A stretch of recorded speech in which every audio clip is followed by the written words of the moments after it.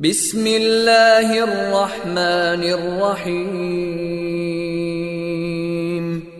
शुरू अल्लाह के नाम से जो रहमान और रहीम है। इक़रा बिस्मि रब्बिकल्लज़ी खलक़। पढ़ो ए नबी अपने रब के नाम के साथ जिसने पैदा किया। खलक़ल इंसान मिन अलक़। जमे हुए खून के एक लोथड़े से इंसान की तख्लीक की। इक़रा व रब्बुकल अकरम। पढ़ो और तुम्हारा रब बड़ा करीम है। अल्लज़ी अल्लम बिल क़लम। जिसने कलम के जरिए से इल्म सिखाया। अल्लमल इंसान मा लम यअलम। इंसान को वो इल्म दिया जिसे वो न जानता था। अस्सलामु अलैकुम वरहमतुल्लाहि वबरकातुहू। Welcome back to the class physics for grade 10। Last lecture में हमने चैप्टर 4 की जो थ्योरी थी वो डिस्कस कर ली थी। आज हमने इसकी एक्सरसाइज और इसके जो न्यूमेरिकल्स हैं वो डिस्कस करने। नाउ फर्स्ट वन, इसकी एक्सरसाइज में हमारे पास बुक पेज नंबर 66 क्वेश्चंस हैं। ये तमाम क्वेश्चंस हमारे प्रीवियस लेक्चर में जो है हो चुके हैं और उसमें कुछ क्वेश्चन ऐसे हैं जो कि यहाँ आपको जो है वो डिलीवर कर दिए जाएंगे अगर रिमेनिंग है। क्वेश्चन नंबर 1 हमारे पास है यहाँ, state Newton's 3 laws of motion, give example from everyday life. ये लास्ट लेक्चर में हो चुका है। Define force, how does second law of motion help in the measurement of force. ये हम आपको बता चुके हैं कि मेजरमेंट ऑफ फोर्स में सेकेंड लॉ किस तरह हेल्पफुल है, क्योंकि सेकेंड लॉ में ही हमें फोर्स को मैथमेटिकली कैलकुलेट करने के लिए फॉर्मूला मिला जो कि है F is equal to ma, यानी force can be calculated by the product of mass and acceleration. Next one question, explain why it is dangerous to jump from a fast moving train. ये first law से related है। First law Newton का जो था उसमें हमने आपको ये बात बताई थी कि everybody continues its state of rest और motion unless any external force may change its state। यानी एक्सटर्नल फोर्स के एक्शन से उसकी स्टेट रेस्ट हो या मोशन हो, वो चेंज जब तक ना हो तो उस वक्त तक वो बॉडी अपनी स्टेट कंटिन्यू करेगी। और इसमें हम ये बात आपको बता चुके थे कि इसमें इनर्शिया का कॉन्सेप्ट भी आ रहा है, क्योंकि ज़रूरी नहीं कि एक्सटर्नल फोर्स जब अप्लाई हो रही है तो बॉडी की स्टेट चेंज हो। तो यहां पर ये जो क्वेश्चन आया कुछ इसी अंदाज से आया कि why it is dangerous to jump from a fast moving vehicle. तो जब फास्ट मूविंग व्हीकल से जंप करता है तो जो पैसेंजर जंप कर रहा है उसके जो फीट्स हैं यानी lower part of the body वो बिकेम रेस्ट हो जाता है, जबकि अपर पार्ट जो है बिकॉज ऑफ इनर्शिया वो मूव करता है और उस मूवमेंट की वजह से वो इन द डायरेक्शन ऑफ बस या व्हीकल वो गिर सकता है और कोई इंजरी उसको कॉज हो सकती है। Therefore it is dangerous to jump. तो इसके आंसर में यानी एक साइंटिफिक रीजन है, 2018 में ये आई भी है, पूछी भी गई है। तो इसका आंसर क्या होगा, when a person jump from a fast moving vehicle और train so its lower part of the body become rest at once while the upper part remain in motion because of the inertia. Because of that motion the body may fall in the direction of vehicle that cause any injury to the person. Therefore it is dangerous. Next one, ये scientific reason था। Next one हमारे पास जो question है, explain the force of action and reaction in the following। अब यहाँ force of action and reaction, ये third law आपने बताया था, to every action there is an equal but opposite reaction, Newton third law था। तो 3 उन्होंने ऐसे फेनोमेनाज यहाँ पर डिस्कस किए हैं, ऐसी जो है यानी ऑपरेशंस हो रहे हैं, उन एक्शन और रिएक्शन का पूछ रहे हैं। तो ए है हमारे पास, bullet is fire from a gun. अब गन जब एक्शन करती है तो रिएक्शन के तौर पर बुलेट फायर होती है। तो एक्शन क्या हुआ, गन का हुआ, और रिएक्शन क्या हुआ, बुलेट का हुआ। Next one, a person sitting on a chair. अब ये बात तो हम लास्ट लेक्चर में भी बता चुके हैं कि सिटिंग कंडीशन में आपका वेट जो है डाउनवर्ड एक्ट कर रहा है और सरफेस नॉर्मल रिएक्शन जो कि चेयर लगा रही है उसकी वजह से वो वेट के इक्वल जो है अपवर्ड डायरेक्शन में लग रही है। तभी एक पर्सन जो सीट पर बैठा हुआ है या सिटिंग कंडीशन में है तो वो बिल्कुल नॉन डिस्टर्बिंग सिचुएशन में रहता है। तो एक्शन हुआ वेट का और रिएक्शन सरफेस नॉर्मल रिएक्शन जो कि चेयर की वजह से लग रहा है। Motion of moon and motion of moon around the अर्थ। अब अर्थ के अराउंड मोशन ऑफ मून हम देख रहे हैं, तो यहां पर एक्शन के तौर पर हमारे पास क्या है, मोशन ऑफ मून जब हो रही है तो किस वजह से हो रही है, स्पिनिंग होती है, ये हमें मालूम है। तो एक्शन जो है हमारे पास अर्थ रिएक्शन के तौर पर जो है मून उसकी जो एक्सिस है उसमें मूव कर रहा है। बिल्कुल ये इस तरह आप देख लें जैसे न्यूक्लियस के अराउंड जो है इलेक्ट्रॉन्स की मूवमेंट है, तो न्यूक्लियस की फोर्स और उस फोर्स के अगेंस्ट जो है वो इलेक्ट्रॉन की फोर्स, ये दोनों फोर्सेस जो है बैलेंस होते हुए उसकी मूवमेंट कर रही है। बिल्कुल यही सिलसिला यहाँ पर है, motion of moon around the earth. Next one is differentiate between mass and weight. Last lecture में हम ये भी डिस्कस कर चुके कि दोनों के बिटवीन क्या डिफरेंस है। एक ऑर्डिनरी वर्ल्ड में हम वेट और मास को सेम लेते हैं, लेकिन फिजिक्स में इन दोनों को डिफरेंशिएट किया गया और जितने एस्पेक्ट से डिफरेंशिएट किया गया था वो आपके सामने डिस्कस कर लिए गए, आपके कंटेंट सॉल्यूशन में मौजूद भी है और बुक में भी है, नोट्स में भी मौजूद है। नेक्स्ट वन और इंपॉर्टेंट क्वेश्चन है, आपको बताया जा चुका है कि एग्जाम में ये आया है। Define momentum, explain the law of conservation of momentum with the help of example, ये डिस्कस हो चुका। Describe briefly the main cause of friction. Friction के स्टार्ट में भी आपको बता दिया गया था मेन कॉज ऑफ फ्रिक्शन क्या है, कि अनइवननेस ऑफ द सर्फेसेस, क्योंकि जब सर्फेसेस आपस में इन कॉन्टैक्ट होती हैं तभी फ्रिक्शन कॉज होती है। Next one, give 3 methods of reducing friction, ये लास्ट लेक्चर में डिस्कस हो चुका। Why is the rolling friction less than the sliding friction, ये 2019 में क्वेश्चन आया और ये रिजल्ट आपसे डिस्कस हो चुकी है। Now fill the blanks. Motion can not be produce in a body without, अब मोशन किसी बॉडी में प्रोड्यूस नहीं की जा सकती, क्या चीज ना हो, फोर्स, तो answer is force. Next one, no moving object, और ये ब्लैंक्स, ये एमसीक्यूज, ये ट्रू फॉल्स आपके कंटेंट सॉल्यूशन में सॉल्व किए हुए हैं। No moving object can be stopped without applying, अब जब मोशन विदाउट फोर्स नहीं हो रही तो उसको मोशन को स्टॉप करना भी without force is not possible, तो इस ब्लैंक का भी आंसर हमारे पास फोर्स ही है। The property of the matter by which it resist any attempt to change its state of rest or of uniform motion is called, अभी हमने आपको बात बताई थी कि अगर फोर्स किसी बॉडी पर अप्लाई की जाए जरूरी नहीं कि वो फोर्स उस बॉडी को डिस्प्लेस कर सके, अगर डिस्प्लेस नहीं कर पाई तो वो डिस्प्लेस ना होने की वजह एनर्शिया है कि उस बॉडी में एनर्शिया उस अप्लाइड फोर्स से ज्यादा है, तो इस ब्लैंक का आंसर भी एनर्शिया हुआ। When an external force acts upon a body then it produces an dash in the body in its own direction, second law of Newton. तो जब फोर्स अप्लाई होती है तो उसी डायरेक्शन में क्या प्रोड्यूस होता है, yes, acceleration. The acceleration produced in a body under the influence of an external force is dash proportional to the magnitude of the force, इसी लॉ का नेक्स्ट स्टेटमेंट है।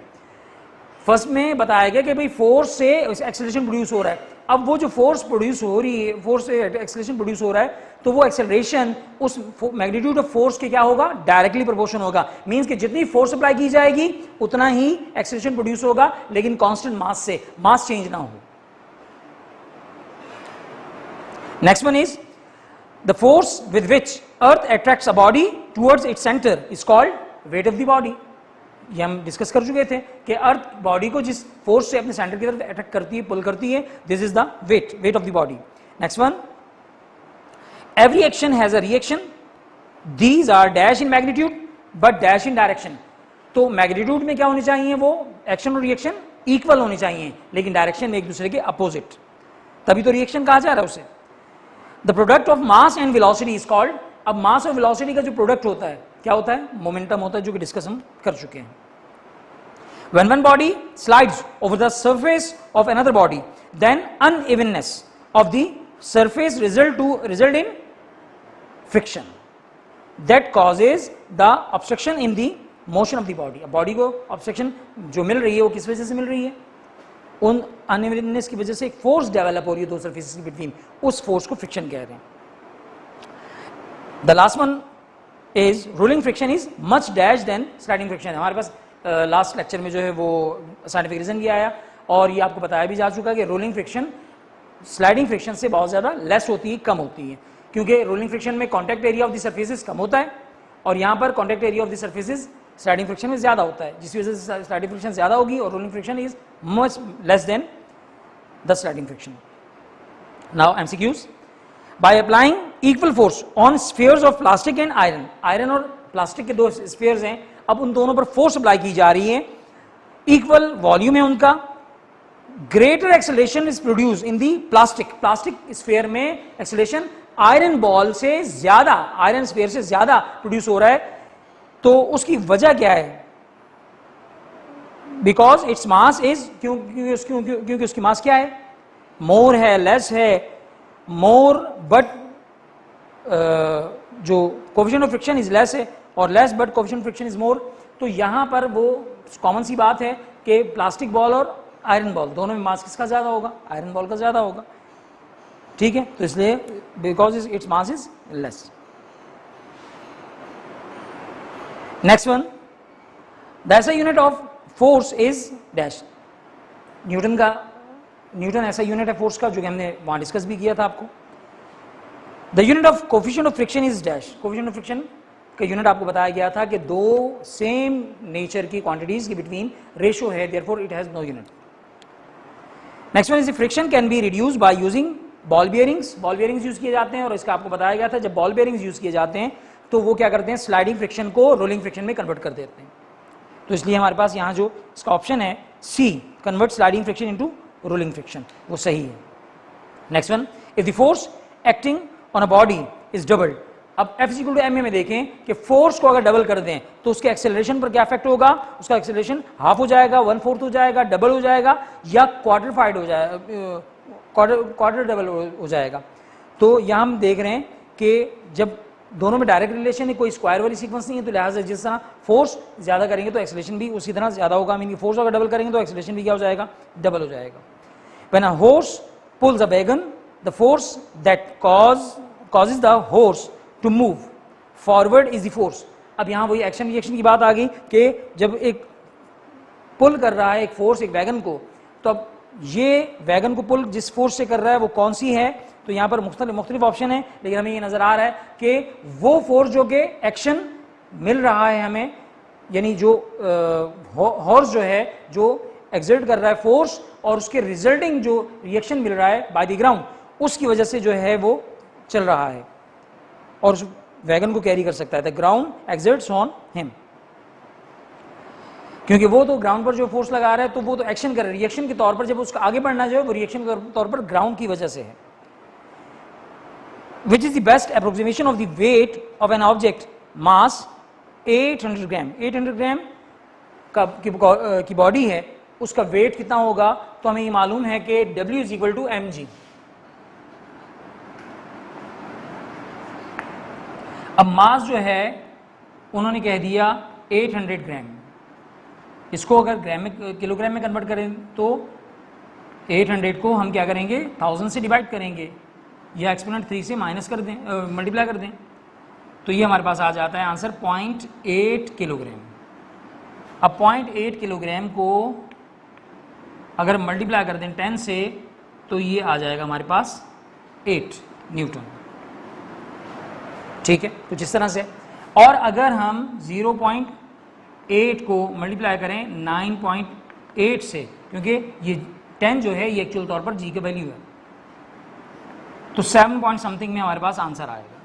तो इस सीक्वेंस में अगर 10 को लें तो हमारे पास 8 होगा आंसर, और हमारे जो ऑप्शंस गिवन है उन ऑप्शंस में 8 भी आंसर गिवन है और 7.84 भी दिया हुआ है।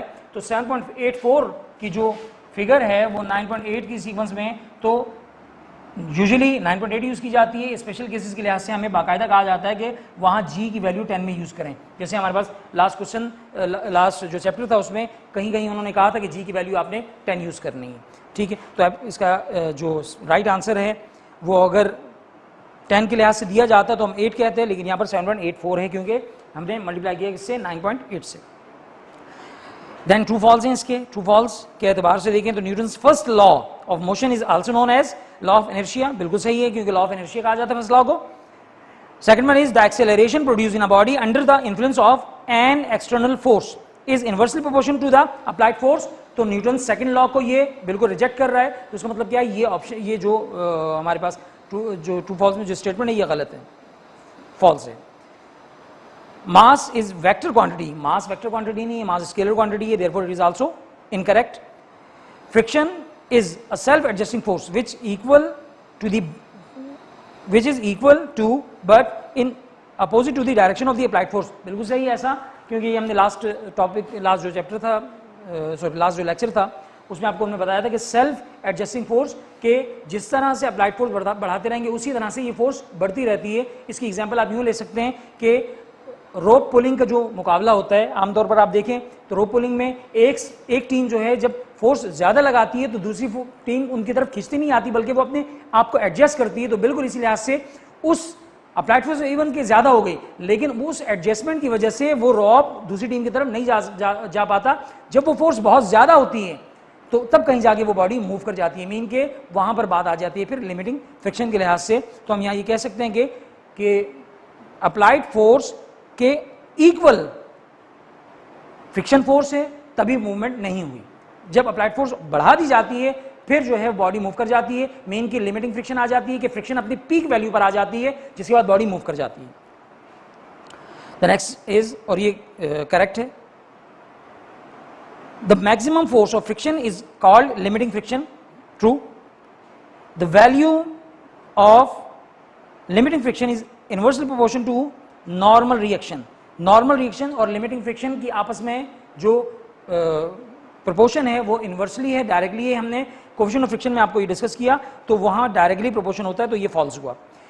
Had there been no friction it would not have been possible to set a body in motion और stop a moving body.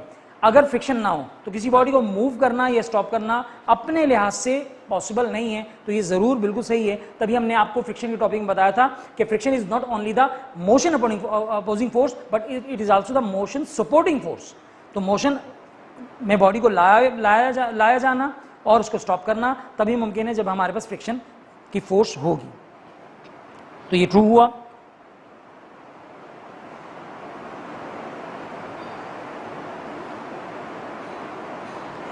The biggest disadvantage of friction is that some energies continually being lost due to friction between some parts of machines.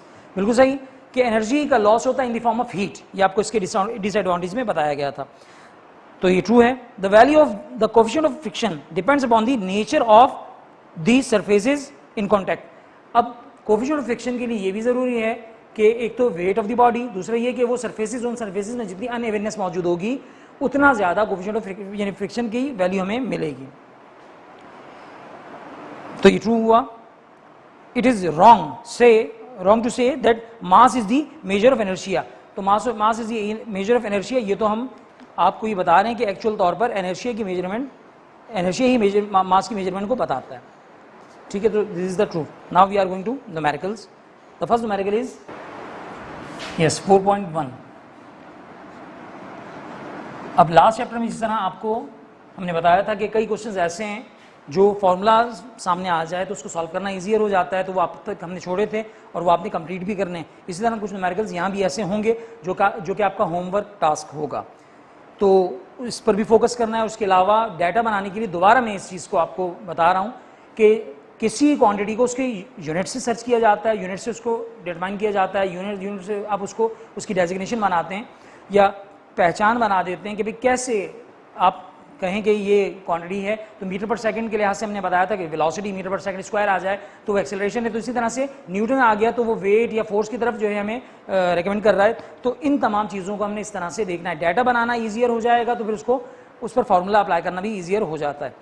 Question number 1 है determine the acceleration of a car of mass 900 kg. 900 kg हमें mass given है एक car का, तो मास m है और kg से हमने जाना कि ये मास है. When a net force of 2700 Newton x. अब 2700 न्यूटन साथ में उन्होंने फोर्स भी कह दिया, तो हमें ये पता चल गया कि this is f. Find the acceleration find out करने का कहा है. तो यकीनन एक्सेलरेशन के लिए हमारे पास फॉर्मूला जो यूज़ हो रहा है वो न्यूटन सेकंड लॉ है विच इज़ F = ma. अब यहाँ हमने फाइंड आउट क्या करना है, हमने फाइंड आउट करना है a. तो this will B F/m. F हमारे पास कितना है 2700 और m हो गया 900, result will be 3 metre per second square. ठीक है, ये हमारे पास एक्सेलरेशन आ गया। फर्स्ट न्यूमेरिकल ये हो गया। Next one is 4.2। Okay, a car of mass 1000 kg traveling at 72 kilometre per hour. अब मास इन्होंने दिया 1000 kg, ठीक है, ये मास आ गया 72 किलोमीटर पर आवर। ये हमारे पास उन्होंने कह दिया कि इस वेलोसिटी से मूव कर रहा है। अब उन्होंने कोई कंडीशन नहीं लगाई, तो ये सिंपल वेलोसिटी की बात यहाँ हो रही है। और साथ में ये भी है, is uniformly brought to rest over a distance of 40 metre. अच्छा, यहाँ दो चीज़ें आ गई क्योंकि इन्होंने बात ब्रॉट टू रेस्ट भी कह दिया। So this will be v i, और इस वी आई को हमने चेंज करना है मीटर पर सेकेंड में। क्या करेंगे? Multiply by 1000 divide by 3600। So answer will be 20 metre per second. ठीक है जी, ब्रॉट टू रेस्ट कह रहे हैं तो V F is equal to 0 metre per second, और डिस्टेंस जो कवर हुआ वो 40 मीटर का डिस्टेंस कवर हुआ। ठीक है, over a distance of 40 kilometre. अब फाइंड, दो चीजें हमें फाइंड करने का कहा है। A, the average acceleration, and B is the average force exerted by the braking force. ठीक है, एवरेज ब्रेकिंग फोर्स हमने फाइंड आउट करनी है। तो देखें, फाइंड आउट करने के लिए हमने क्या करना होगा, फॉर्मूलाज जो यूज़ हो रहे हैं, क्योंकि दो हैं हमारे पास टॉपिक्स, दो आइटम्स हैं, दो क्वांटिटीज़ हैं जो हमने फाइंड आउट करनी है, एक्सेलरेशन एंड फोर्स। एक्सेलरेशन के लिए तो हमें नज़र आ रहा है कि वी आई गिवन है, एफ गिवन है, एस है, तीन चीज़ें गिवन है, तो चौथी चीज़ मालूम कर सकते हैं by using third equation of motion. ठीक है, थर्ड इक्वेशन ऑफ मोशन से, जो कि क्या है हमारे पास, 2as is equal to v f square minus we i square. ठीक है जी, ए हमने फाइंड आउट करना है। A is equal to v f square minus we i square divide by 2s। ठीक है, वैल्यू सब्स्टिट्यूट करेंगे हम। वी एफ क्या है हमारे पास, वी एफ हमारे पास है 0, 0 का स्क्वायर माइनस वी आई 20 का स्क्वायर हो गया, 2 इंटू एस, एस कितना हमारे पास 40, ये जो गिवन है। ठीक है, अच्छा जी, ए इज इक्वल टू 0 का स्क्वायर 0, यहाँ क्या बचा हमारे पास, माइनस 20 का स्क्वायर 400 डिवाइड बाय 240 80। ठीक है, ये कैंसिलेशन हुई, और -5 मीटर पर सेकेंड स्क्वायर, ये हमारे पास एक्सेलरेशन आ गया। जब एक्सेलरेशन आ गया तो न्यूटन सेकंड लॉ के जरिए हमने Newton second law F is equal to M A use करेंगे, तो उससे हमारे पास ये भी आ जाएगा, फॉर एवरेज ब्रेकिंग फोर्स। ठीक है, F is equal to M A, तो एम हमारे पास कितना है, गिवन है जी 1000, और ए कितना है -5, मल्टीप्लाई कर देंगे तो क्या आ जाएगा, -5000 न्यूटन। अब ये माइनस क्या शो कर रहा है, ब्रेकिंग फोर्स। यकीनन जब कार को रोकने वाली फोर्स है तो वो उसकी अप्लाइड फोर्स के अगेंस्ट होगी। The negative sign show the reaction force, the negative sign show the reaction force. ठीक है जी, और ब्रेकिंग फोर्स उसी को बता रहे हैं। 4.3 a bullet of mass 50 gram, 4.3 a bullet of mass 50 ग्राम। अब ग्राम जो है वो SI सिस्टम नहीं है, इसलिए इसको कन्वर्ट किया जाएगा। कन्वर्ट करने के लिए क्या किया हमने, 50 को डिवाइड किया 1000 से, तो दिस बिकम 0.05 kg, 0.05 kg ये हमारे पास मास कन्वर्ट हो गई। और इसके साथ साथ क्या करने हैं, with a speed of 15 metre per second, ये स्पीड दे दी 15 मीटर पर सेकेंड।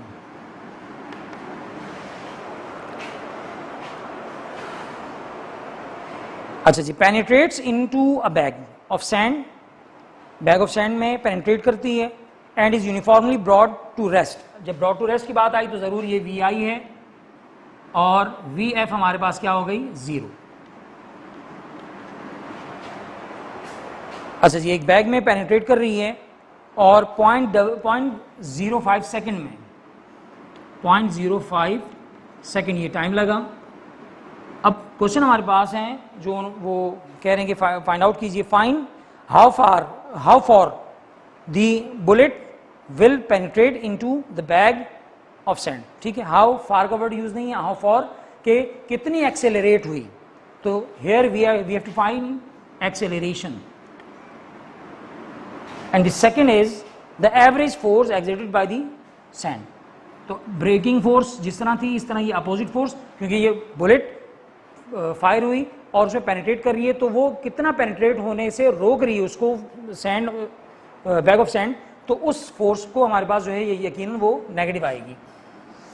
ठीक है, माइनस में आएगी। तो अब यहाँ देखें, हमने जो चीज़ें फाइंड आउट करनी है, जो क्वांटिटीज़ फाइंड आउट करनी है, उनमें ए और एफ हैं। बिल्कुल ये प्रीवियस क्वेश्चन की तरह होगा आपका ये क्वेश्चन, अगर गौर करें, लेकिन यहाँ थर्ड इक्वेशन की जगह first equation of motion use हो रही है। ठीक है, जो फॉर्मुलाज यूज हो रहे हैं वो मैं यहाँ राइट कर रहा हूँ, v F is equal to v i plus a t, या डायरेक्टली हम एक्सेलरेशन का फॉर्मूला यूज कर दें तो a is equal to v F minus we i divide by t, क्योंकि यहाँ टाइम गिवन है हमें। और सेकंड जो फॉर्मूला यूज करेंगे, जाहिर सी बात है, आइजैक न्यूटन का जो सेकंड लॉ है वो यूज करेंगे, और बिल्कुल इसकी वर्किंग ऐसे ही है जैसे 4.2 है। जो कन्वर्जन करना था वो कन्वर्जन मैं ऊपर कर चुका। यहाँ पर कन्वर्जन वेलोसिटी में दिया, वहाँ कन्वर्जन उन्होंने मास में दिया। बाकी कंप्लीटली जो वर्क है वो इसका इसी तरह है। बस एक्सेलरेशन के लिए यहाँ हमने थर्ड इक्वेशन यूज़ की, यहाँ पर आपको एक्सेलरेशन का फार्मूला बता दिया गया, सब्स्टिट्यूट करके आपने फाइंड आउट करना है। बाकी फोर्स के लिए तो फार्मूला ये इसी अंदाज से यूज़ होगा। 4.3 यकीनन आप ये कर लेंगे। नेक्स्ट वन 4.4 की तरफ जा रहे हैं जी। Next one is 4.4. A force of 120 Newton acts on a stationary body. 4.4. ठीक है, a force of 120 Newton, तो ये फोर्स दे दी 120 न्यूटन। ठीक है जी, 120 न्यूटन की फोर्स एक स्टेशनरी बॉडी पर अप्लाई हो रही है फॉर 4 सेकेंड। जब स्टेशनरी बॉडी कह रहे हैं तो V I is equal to 0 metre per second. Time कितना लगा, 4 सेकेंड्स के लिए ये फोर्स अप्लाई हो रही है।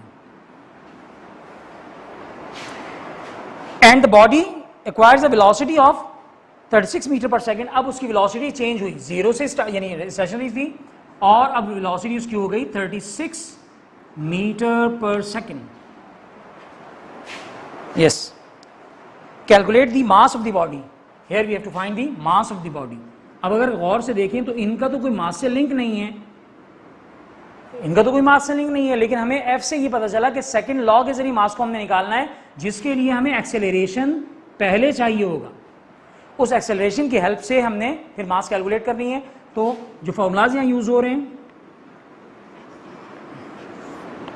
एक हमारे पास आ गया एक्सेलरेशन वाला formula, V F minus we I divided by T. Acceleration find out करेंगे हम, क्योंकि वी आई भी गिवन है, टी भी गिवन है, वी एफ भी है। और second F is equal to M A वाले फॉर्मूले से हमने मास निकाल लेंगे। ठीक है, तो देखें फॉर एक्सेलरेशन, जो कि उन्होंने नहीं मांगा लेकिन हमारी ज़रूरत है, a is equal to v F minus we i. V f क्या है हमारे पास 36 माइनस वी आई 0। ठीक है जी, एंड डिवाइड बाय 4, ये जो कि हमारे पास टाइम है। This will become 4 9s 36, 9 metre per second square. This is the acceleration.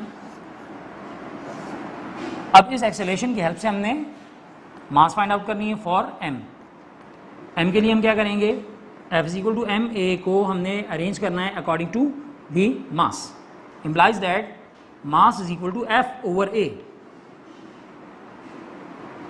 F हमारे पास कितना है 120 न्यूटन ये दिया हुआ है, और ए हमें गिवन है, सॉरी ए हमने जो फाइंड आउट किया कितना है 9, ठीक है, ठीक है जी। तो यहाँ हमने जब ये इसको कैलकुलेट किया तो कैलकुलेट करने पर हमारे पास जो आंसर आ रहा है वो 13.3, जो कि हमारा जो है यानी मास है 13.3 kg। This is the mass of the body जिस पर वो फोर्स 120 न्यूटन की एक्सर्ट की गई, ठीक है। नेक्स्ट क्वेश्चन की तरफ चलते हैं।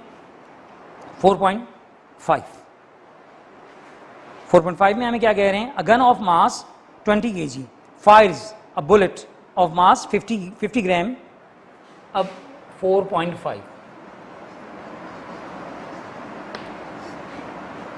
गन का मास m1 कितना दिया हुआ है 20 kg, ठीक है जी, 20 kg की गन है। बुलेट जो फायर हो रही है m2 उसका मास कितना है 50 ग्राम। अब ग्राम को किलोग्राम में कन्वर्ट करने के लिए वही conversion divide by 1000। So answer हमारे पास आ रहा है 0.05 kg, ठीक है जी। ये हो गया mass of the bullet with a velocity of 200 metre per second. अब ये जाहिर सी बात है गन की वेलोसिटी तो नहीं होगी, 200 के लिहाज से जो इसकी वेलोसिटी है ये वेलोसिटी बुलेट की ही है, तो 200 मीटर पर सेकेंड ये बुलेट की फाइनल वेलोसिटी है। इनिशियल स्टेजेस में दोनों साइलेंट स्टेशनरी बॉडी है, गन भी और बुलेट भी। अच्छा, find the velocity of the recoil of the gun. तो रिकॉइल ऑफ द गन की वेलोसिटी फाइंड आउट करनी है, ये जो कि फाइनल वेलोसिटी होगी इसकी, क्योंकि इनिशियल स्टेज में initial velocity of the gun and initial velocity of the bullet will be equal and this is 0, ठीक है, क्योंकि दोनों स्टेशनरी कंडीशन में थी जी। तो फाइंड आउट हमने क्या करना है यहाँ, रिकॉइल ऑफ द गन की वेलोसिटी। फॉर्मूला यहाँ यूज हो रहा है law of conservation of momentum वाला, m1u1 plus m2u2 is equal to m1v1 plus m2v2, ठीक हो गया कि ये हमारे पास फॉर्मूला है लॉ ऑफ कंजर्वेशन मोमेंटम वाला। अब यहाँ तमाम चीज़ें हमें देखें, मास गिवन है, कितना गिवन है m1 20, ये 20 आ गया, इंटू u1 कितना है 0, क्योंकि u1 और u2 दोनों इनिशियल स्टेजेस में 0 हैं, पहले गन और बुलेट दोनों स्टेशनरी कंडीशन में थी। और m2 कितना हमारे पास आया 0.05 इंटू 0। सेकेंड वन हमारे पास क्या है, m1 कितना है हमारे पास 20, v1 हमने फाइंड आउट करना है, v1 हमें नहीं मालूम। नेक्स्ट m2 कितना हमारे पास 0.05 और v2 कितना हमारे पास 200, ठीक है जी। ये पूरा फैक्टर तो यहाँ भी 0 हो गया, यहाँ भी 0 हो गया और इनका एडिशन भी 0 हो गया। इसलिए ये कुछ हमारे पास सीक्वेंस कुछ यूँ बनी कि 20 v1 प्लस 0.05 को जब मल्टीप्लाई करते हैं तो 200 से, तो हमारे पास आंसर आता है 10, ठीक है। अब जाहिर सी बात है हमने v1 फाइंड आउट करना है, तो v1 के लिए क्या करना होगा, v1 के लिए हमने ये करना होगा कि 20 v1 इसी तरफ रहा, जबकि 10 इक्वल के उस साइड जब लेकर गए तो 10 यहाँ प्लस का था और वहाँ इक्वल के जाकर माइनस का हुआ। Now we have to find v1, so ये 20 यहाँ मल्टीप्लाई कर रहा है, वहाँ जाके 10 को डिवाइड करेगा और जो हमारे पास v1 है इसको डिवाइड करने पर आंसर हमारे पास क्या आ रहा है 0.5 metre per second,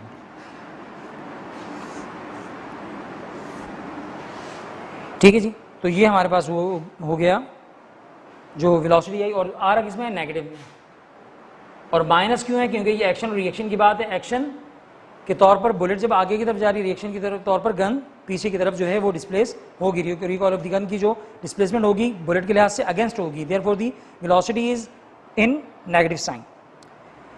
now the next numerical which is 4.6। ठीक है, ये समझ में आ गया होगा आपको।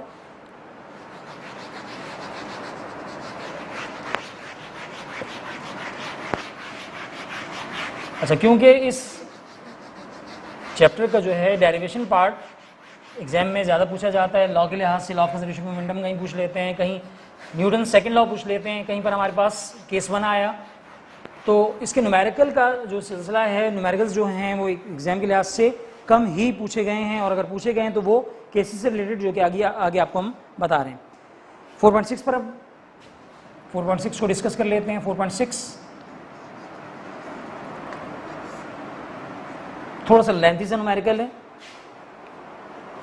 N empty truck weighs 400 newton. अब एक ट्रक है, उसका वेट उन्होंने कहा कि वेट ऑफ द ट्रक। अब इसकी को समझने के लिए हमने इसको टी के लिख दिया है, वेट ऑफ द ट्रक। ये है 4000 न्यूटन। ठीक है, 4000 न्यूटन ये वेट ऑफ द ट्रक हो गया। Its engine can produce a maximum acceleration of 1 metre per second square. अब ये जो इंजन इसका एक्सेलरेशन प्रोड्यूस कर रहा है वो कितना है, 1 मीटर पर सेकंड स्क्वायर। ये मैक्सिमम एक्सेलरेशन प्रोड्यूस कर पा रहा है इसका इंजन। ठीक है, अच्छा जी। If the truck is loaded, अब ये प्रोड्यूस हो रहा है मैक्सिमम एक्सेलरेशन, लेकिन एम्प्टी ट्रक है, ये ओनली ट्रक है, लोडेड ट्रक नहीं है। लोडेड ट्रक के लिहाज से अब वो बात कर रहे हैं कि अगर 2000 न्यूटन का लोड इस पर डाल दिया जाए, ठीक है, ये वेट की बात कर रहे हैं, यानी एज लोड, ये लोड 2000 न्यूटन का हो गया, तो हम ये कह सकते हैं कि अब अगर हम देखें तो कि loaded truck LTK, loaded truck का अब टोटल वेट कितना हो जाएगा, 4000 इसका अपना था और इस पर 2000 न्यूटन लोड डाला गया, तो दिस बिकम 6000 न्यूटन। ठीक है, लोडेड ट्रक का LTK हमने लोडेड ट्रक को कह दिया और TK जो ट्रक को कह दिया जो कि एम्प्टी है only. Find the maximum acceleration the engine can produce. अब इस सेकंड केस में जब ट्रक को लोडेड कर दिया गया, तो अब बताना है यहां कि लोडेड ट्रक कितना एक्सेलरेशन प्रोड्यूस कर सकता है। एम्प्टी ट्रक जो मैक्सिमम एक्सेलरेशन प्रोड्यूस कर रहा है वो 1 मीटर पर सेकंड स्क्वायर है। लोडेड ट्रक जो एक्सेलरेशन प्रोड्यूस करेगा मैक्सिमम, हमने यहां फाइंड आउट वो करना है।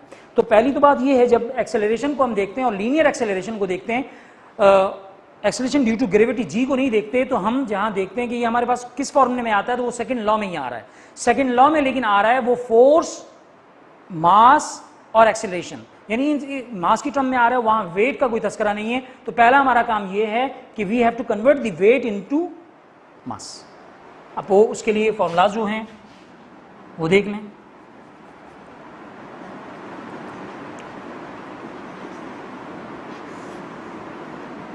फॉर्मूलाज में पहले हमने यूज़ करना है, मास निकालनी है, मास फाइंड आउट करनी है। तो क्या करना होगा, वेट को g से डिवाइड कर देंगे, क्योंकि फॉर्मूला क्या है, W is equal to mg। तो वेट को g से डिवाइड कर देंगे और g हम जो यहाँ ले रहे हैं वो है 10। ठीक है, और 9.8 से अगर किया जाए तब भी कॉमनली वैसे 9.8 है, तो 9.8 ही ले लिया जाए तो भी मुनासिब है, लेकिन अगर 10 ले लेते हैं तब भी कोई ऐसा इशू नहीं है। ठीक है, तो 10 ले लिया जाता है, 10 मीटर पर सेकंड स्क्वायर। एक चीज़ तो ये, दूसरी बात ये कि हमने यूज़ करना है न्यूटन सेकंड लॉ, ठीक है, जिसके ज़रिए हमें maximum acceleration produce by loaded truck ही हमने फाइंड आउट करना होगा। ठीक है, तो पहली चीज़ तो हम conversion of the weight into mass, ठीक है, conversion of weight into mass. तो weight of the only truck, ये हमारे पास 4000 न्यूटन है। जब इसकी मास हम फाइंड आउट करेंगे, mass of the truck, empty truck, so this will become 4000 divide by 10, तो सो दिस बिकम 400, ठीक है जी, किलोग्राम। इसी तरह से सेकंड हमारे पास weight of the loaded truck है, तो वो कितना है, वो है 6000 न्यूटन। जब मास ऑफ द लोडेड ट्रक हम निकालेंगे 6000 divide by 10, so this will become 600, ठीक हो गया जी, ये दोनों की मासेस आ गए। अब जो हमने काम करना है, अब उस काम की तरफ आ रहे हैं कि हमने पहले तो मैक्सिमम फोर्स ट्रक कितनी लगा रहा है वो हमने निकालनी है।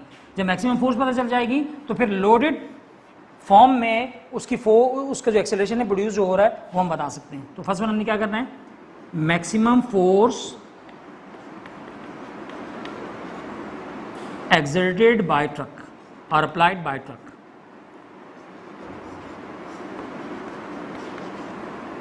क्योंकि इस फोर्स से ज्यादा फोर्स तो नहीं लगा सकता वो, जितनी फोर्स होगी यानी एक्सट्रीम फोर्स लगाकर ही वो एक्सेलरेशन प्रोड्यूस जितना भी हो रहा है, अब वो लोड की फॉर्म में जो है फोर्स उसकी और ज्यादा तो नहीं हो सकती, वो एक्सट्रीम फोर्स ही अप्लाई करेगा। अब ये है कि एम्प्टी फॉर्म में उसका एक्सेलरेशन ज्यादा होगा, लोडेड फॉर्म में एक्सेलरेशन कम होगा, तो वो फोर्स हमने फर्स्ट वन फाइंड आउट करनी है। तो फोर्स फाइंड आउट करने के लिए Newton second law, F is equal to ma, ठीक है जी। F हमारे पास ये रहा, m कितना है, सिर्फ ट्रक की बात की जा रही है तो ट्रक की हमारे पास मास आई 400 न्यूटन, ये और इस 400 को हमने मल्टीप्लाई करना है मैक्सिमम एक्सेलरेशन जो प्रोड्यूस किया इस ट्रक ने, ठीक है। ट्रक की जो आइडियल कंडीशन है कि भाई ये कितनी फोर्स अप्लाई कर सकता है, तो हमें पता चला ये 400 न्यूटन की फोर्स अप्लाई कर सकता है, फोर्स 400 न्यूटन की अप्लाई कर सकता है। अब ये एम्प्टी हो या लोडेड हो, हाँ एम्प्टी होने के फॉर्म में क्या होगा, फोर्स के लिहाज से एक्सेलरेशन ज्यादा प्रोड्यूस होगा, मास जब कांस्टेंट रही, अब मास बढ़ा देंगे तो फोर्स के लिहाज से एक्सेलरेशन वो प्रोड्यूस नहीं होगा जो कि एम्प्टी फॉर्म में था। तो फोर्स हमें फाइंड आउट हो गई। Now we are going to find out the acceleration produced by loaded truck, ठीक है। इसके लिए भी हमारे पास ये न्यूटन सेकंड लॉ आ रहा है, और न्यूटन सेकंड लॉ को हम एक्सेलरेशन के लिहाज से अरेंज करेंगे। A is equal to F upon M। अब ये F क्या है, maximum force exerted by the truck, empty हो या लोडेड हो, क्या फर्क पड़ेगा, फर्क ये पड़ेगा कि उसका एक्सेलरेशन एम्प्टी फॉर्म में ज्यादा होगा और लोडेड फॉर्म में कम होगा, तो ये वो फोर्स है। अब ये मास कौन सी है, मास सेकंड केस, क्योंकि हमने अब देखना है पहला तो प्रोड्यूस एक्सेलरेशन जो प्रोड्यूस हो वो तो हमें पता है, अब हमने लोडेड फॉर्म में जो देखना है तो उस एक्सेलरेशन को हमने फाइंड आउट करना है, और उसके लिए हमने जो उसका लोड है ट्रक का लोड प्लस उस पर जो लोड ऐड किया गया, ट्रक का वेट और प्लस लोड जो ऐड किया गया, तो उससे जो मास उसका आया वो आया 600। जब डिवाइड करेंगे इसको 0.66 मीटर पर सेकेंड स्क्वायर, ये हमारे पास एक्सेलरेशन आ गया। Loaded truck can produce acceleration, maximum acceleration which is 0.66 metre per second square, ठीक है जी। ये हमारे पास हुआ 4.6। Now we are going to 4.7 and 4.8, ये क्लियर हो गया होगा इंशाल्लाह। ओके जी, 4.7 टू बॉडीज, अब ये बिल्कुल आगे केस 1 से related, two bodies A and B are attached to the end of a string which passes over a pulley so that they hang vertically, ठीक है। वर्टिकली में बात आ गई कि ये केस 1 की बात है क्योंकि दोनों बॉडीज वर्टिकली होनी चाहिए। If the mass of the body B is 4 kg, अच्छा अब यहाँ ये बात मैं क्लियर करता चलूँ, हमने केस जब आपके साथ डिस्कस किए तो हमने हैवियर बॉडी को बॉडी A कहा और लाइटर बॉडी को बॉडी B कहा, जो कि आप देख भी सकते हैं बुक में भी इसी लिहाज से, नोट्स में भी इसी लिहाज से, लेकिन A और B हमने कहा है, लेकिन एक्चुअल तौर पर बात यह है कि डाउनवर्ड जाने वाली बॉडी वो A या B नहीं, वो हैवियर बॉडी होगी। अब अगर वो हैवियर बॉडी B होगी तो वो डाउनवर्ड जाएगी, ये हैवियर बॉडी अगर A होगी तो डाउनवर्ड जाएगी। यानी यूं समझ लीजिए कि ये मास जिस बॉडी का ज्यादा होगा वही हैवियर बॉडी कहलाएगी, ठीक है। इस बात को जरा मद्देनजर रखिएगा, ऐसा ना हो फॉर्मूले के लिहाज से आप A और B के लिहाज से गलती कर जाएं। आपने ये देखना है जिस बॉडी की मास के लिहाज से और जिस बॉडी के लिए डिस्कस किया जा रहा है कि ये डाउनवर्ड जा रही है तो यकीनन वो हैवियर है, जो कि मैं अभी आपके सामने न्यूमेरिकल कंप्लीट पढ़ता हूं तो बात आपको और अच्छी क्लियर हो जाएगी। If the mass of the body B is 4 kg find mass of the body A which moves up. अब यहां उन्होंने बॉडी ए का कहा विच मूव्स अप, इसका मतलब क्या हुआ, यहां पर बॉडी ए जो है लाइटर बॉडी है, therefore in your formula m2 is the mass of A and m1 is the mass of B, यानी m1 हैवियर बॉडी का मास है और m2 लाइटर बॉडी का मास है। सो m1 हमें 4.7, जो बॉडी बी इन्होंने कहा हुआ है, हमें बॉडी बी और बॉडी ए हम कॉन्सेंट्रेट नहीं कर रहे, बल्कि हम हैवियर बॉडी के मास को m1 कह रहे हैं, क्योंकि हमारे फॉर्मूले को m1 बॉडी हैवियर बॉडी का मास बता रहा है 4 kg, ठीक है जी। और कह रहे हैं find the mass of the body ए, जो कि लाइटर बॉडी है, यानी उसका हमने मास फाइंड आउट करना है। Which moves up with an acceleration of 0.5 metre per second square, और एक्सेलरेशन जो प्रोड्यूस हो रहा है, एक्सेलरेशन तो एक ही था 0.5 मीटर पर सेकेंड स्क्वायर, ठीक है जी। और जी के लिए उन्होंने बाकायदा शो कर दिया कि जी को आपने 10 लेना है, ठीक है। अब यहां हमें मालूम है एक्सेलरेशन का फॉर्मूला, उसी फॉर्मूले से हमने कैलकुलेट करना है मास, और वो फॉर्मूला हमारे पास क्या है, a is equal to m1 minus m2 divide by m1 plus m2 into g. अब हमने क्या करना होगा, जी यहाँ प्रोडक्ट की फॉर्म में है, न्यूमैरेटर में है। अब हमने करना यहाँ क्या है, करना ये है वैल्यू सब्स्टिट्यूट करेंगे हम, और उसके बाद जो है इसको इस तरह से सेट करेंगे कि m1 जो m2 जो है वो सेपरेट हो जाए। ए हमारे पास कितना गिवन है 0.5, m1 कितना है 4 माइनस m2 हमने फाइंड आउट करना है, m1 इज 4 प्लस m2, और g हमारे पास है 10, ठीक है जी। अब हमने ऐसे सेट करना है कि ये इजी हो जाए, और इजी होने का सिलसिला कुछ यूं है कि ये दो ब्रैकेट्स हमारे पास, एक ये और एक ये, जो डिनोमिनेटर में जो फैक्टर है ये इक्वल के वहाँ चले जाए, 0.5 से मल्टीप्लाई करेगा, 0.5 इंटू 4 प्लस m2, ठीक है। और यहाँ पर 4 माइनस m2 इंटू 10, ठीक है। ब्रैकेट को हम मल्टीप्लाई करेंगे, मल्टीप्लाई करने पर जो हमारे पास फैक्टर बनेगा उसमें हम m1 को m2 को जो हम अरेंज कर लेंगे, m2 को अरेंज करने में हमारे पास इजी तौर पर जो है वो चीज़ सामने आ जाएगी, ठीक है। अच्छा जी, 0.5 को मल्टीप्लाई करेंगे 4 से, तो this will B 2, 0.5 into m2 0.5 m2। अच्छा ये प्लस है, ये प्लस अपनी जगह रहा, 10 को मल्टीप्लाई करेंगे 10 4 ज़ा 40 प्लस माइनस माइनस 10 m2, ठीक है। अब यहाँ आप देखें कि m2 को हमने एक साइड पे कर देना है। अब इस m2 को अगर हम यहाँ ले आएँ तो कुछ मुनासिब है, क्योंकि यहाँ 10 जो है माइनस में, यहाँ आके प्लस का हो गया 10 m2 प्लस 0.5 m2, 40 यहाँ मौजूद था, 2 इक्वल के इधर आएगा तो माइनस का 2 हो जाएगा, 40 प्लस 40 माइनस 2 इज़ 38। अच्छा जी, यहाँ हमारे पास क्या वेक्टर बना, दोनों को प्लस कर दिए, 10.5 आ गया m2। Now m2 find out करना है, तो m2 is equal to 38 divide by 10.5, ठीक है जी। और रिजल्ट में हमारे पास 3.61 आंसर आ रहा है, जो कि मास है।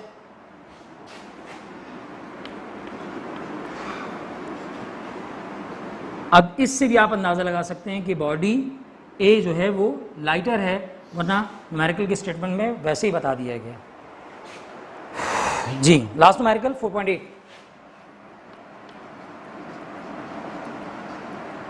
कोफिशिएंट ऑफ फ्रिक्शन से रिलेटेड क्वेश्चन है। A rectangular metal block of mass kg 4 kg, mass दे दी 4 kg,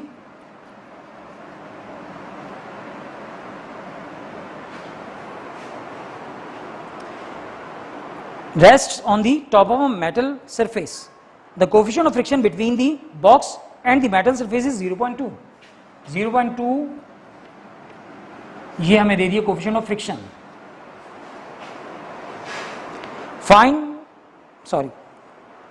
what force parallel to the surface is needed to move a block।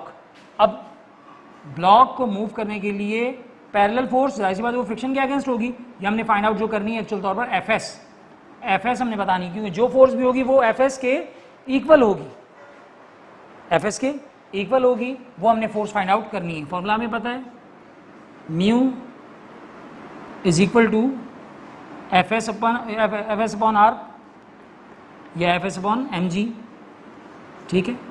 और जी यहाँ हमने ले लिया 10 मीटर पर सेकेंड स्क्वायर, क्योंकि मास गिवन है। अब फाइंड आउट क्या करना है हमने यहाँ, एफ एस, तो mu into M into G, mu is 0.2, M is 4 and this is 10। तो एफ एस हमारे पास क्या आ जाएगा, ये हो जाएगा हमारे पास 0.8 इंटू 10 इज 8 न्यूटन की फोर्स हमें अप्लाई करनी होगी ताकि वो बॉडी मूव कर सके, ठीक है। बहरहाल ये आपके पास जो है ये न्यूमेरिकल्स थे।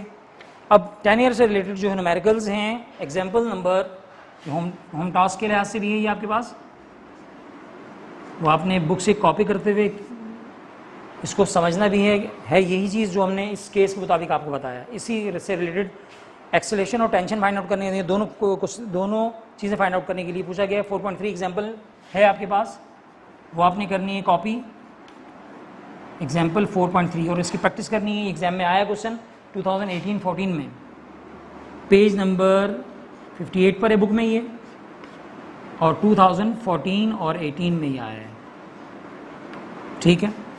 इसी तरह एग्जाम्पल नंबर 4.4 ये 2014 में, अच्छा 2018 में ये पूछी गई है और 2014 में ये पूछी गई है।